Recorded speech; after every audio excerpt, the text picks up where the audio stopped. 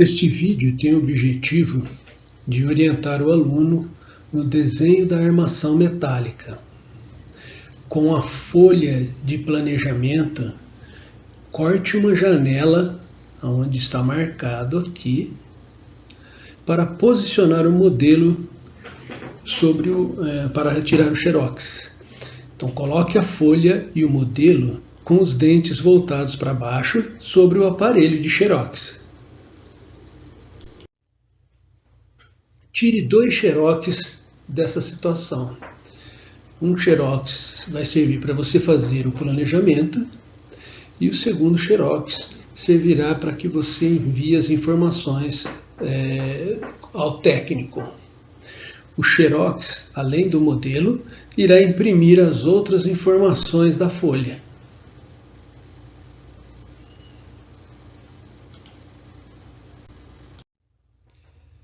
Para fazer o desenho da armação metálica, no xerox o aluno deverá desenhar as estruturas que compõem a armação metálica.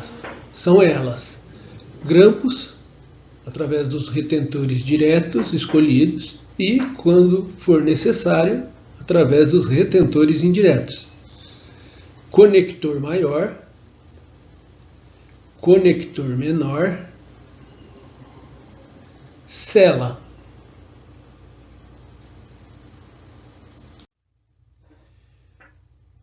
Para desenhar estas estruturas da armação metálica da PPR, o aluno deverá seguir o protocolo de desenho para dentes pilares, diretos e indiretos. Primeiro, o aluno deverá escolher quais dentes serão os pilares diretos. No caso ao lado, nós temos o dente 35, o dente 37, o dente 45 e o dente 47. Esses dentes são dentes pilares diretos porque eles estão vizinhos ao espaço protético. Cada dente pilar vizinho ao espaço protético e escolhido como dente pilar direto deve ser classificado. Então, devemos classificar qual tipo de dente pilar direto se encaixa para os pilares escolhidos, levando em consideração o protocolo de preferência para os tipos de dentes pilares. A escolha segue essa orientação. O dente primeiro deve ser observado se ele é um dente de pilar em extremo livre.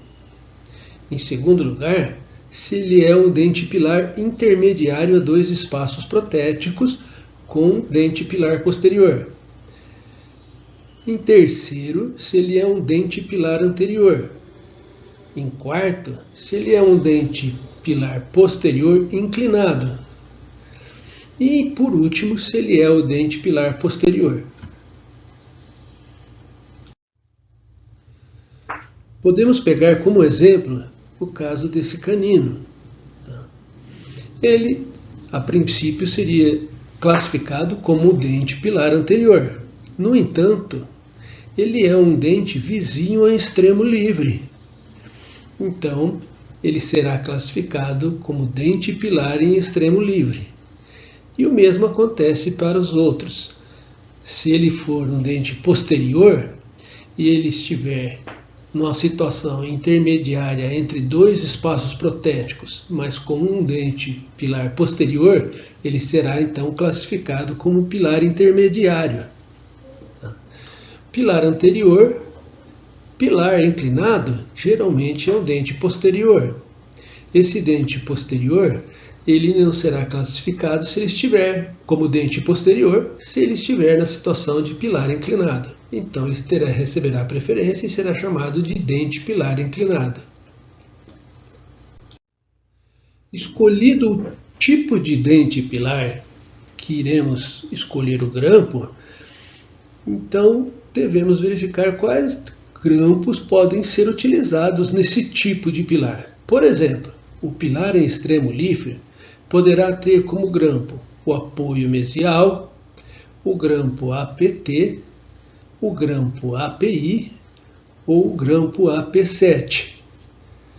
Poderá também ter o grampo em forma de sete, o grampo MDL e o mais utilizado, os grampos por ação de ponta em forma de tulique. Dentes pilares intermediários. Os grampos que podem ser utilizados são o grampo de Ottolenghi e o grampo meio a meio. O grampo de Ottolenghi se caracteriza por ter apoio mesial e distal, o que ocorre também para o grampo meio a meio. Braço de retenção de distal para mesial, que também ocorre no meio a meio. E o braço de oposição unidos apoios, o que é diferente no grampo meio a meio, onde nesse local também tem um outro braço de retenção, só que no sentido contrário. Dentes pilares anteriores. Os grampos que podem ser utilizados são grampo por ação de ponta, grampo em forma de sete, grampo MDL, apoio sobre preparo incisal. Dente pilar inclinado. Geralmente são os dentes posteriores. Esses dentes podem basicamente utilizar dois tipos de grampo.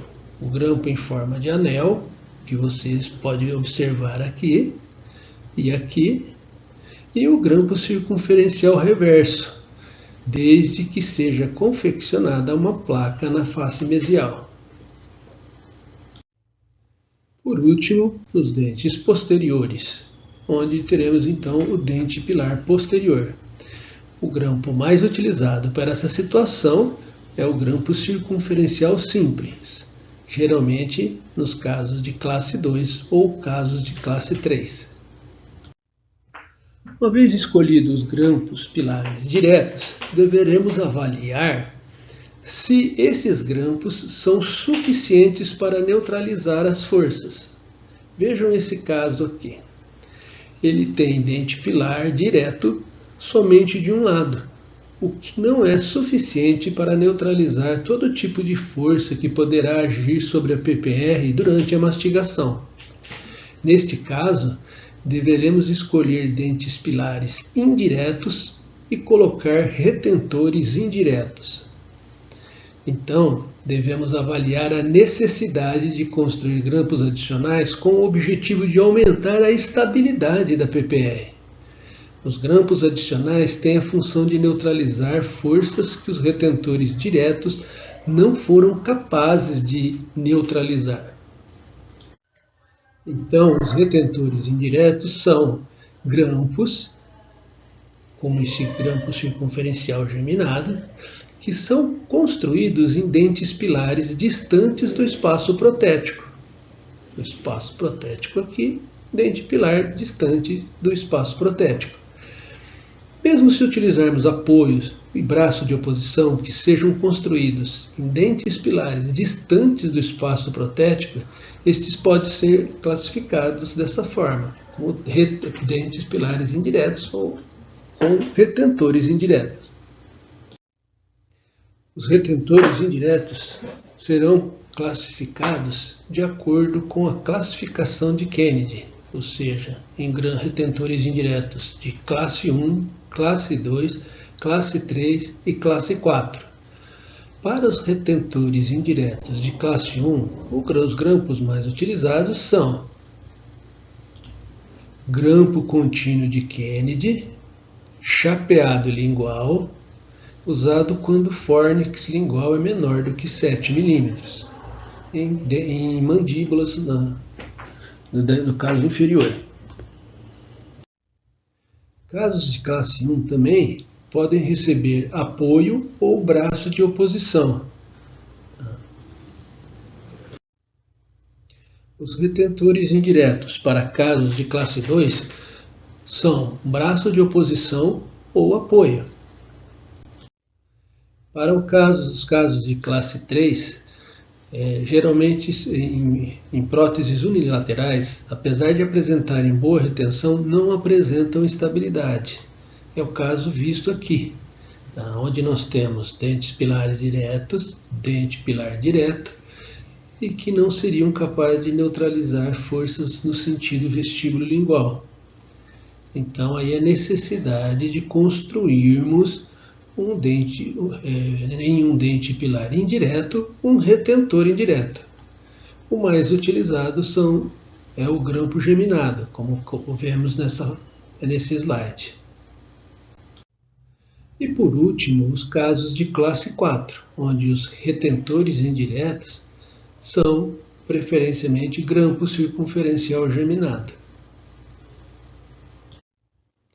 Muito bem, agora temos todas as informações necessárias para fazer o desenho da armação metálica.